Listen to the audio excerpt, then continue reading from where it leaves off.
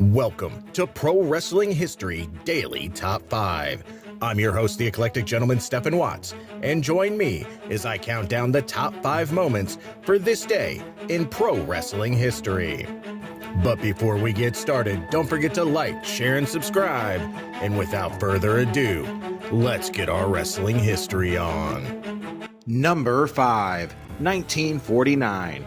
Lee Marshall is born.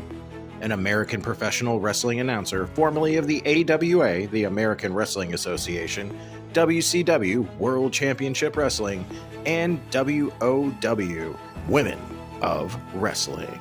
Number 4, 1985. The NWA, Jim Crockett Promotions, holds Starrcade 85, The Gathering, at Greensboro Coliseum in Greensboro, North Carolina, and at the Omni in Atlanta, Georgia. The two locations alternated having live matches while showing bouts from the other venue on closed-circuit television.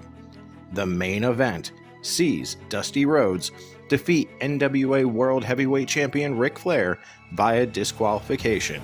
Yep, a Dusty finish. Number 3, 1963.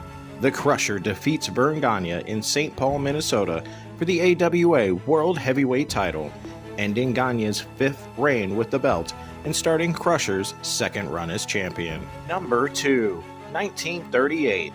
The Big Cat Ernie Lad is born. A former professional football player who played for the Chargers, the Kansas City Chiefs, and the Houston Oilers.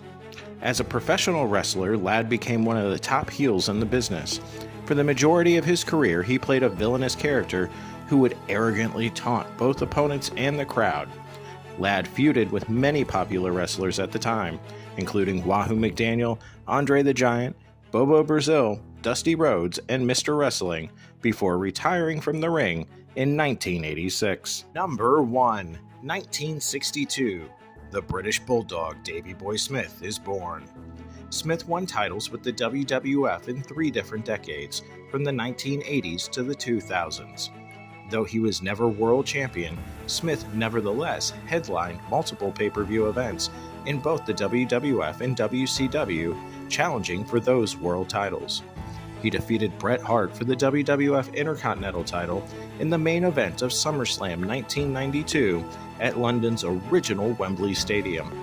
He also has the distinction of being the inaugural and longest reigning WWF European champion with a total of 206 days, and to have held the title on the sole occasion where the match for that championship headlined a pay-per-view event at one night only in 1997. Prior to finding singles success, Smith achieved stardom as one half of the British Bulldogs tag team alongside the Dynamite Kid. And that's our list. Make sure to comment below what you feel was the number 1 moment for this day in pro wrestling history.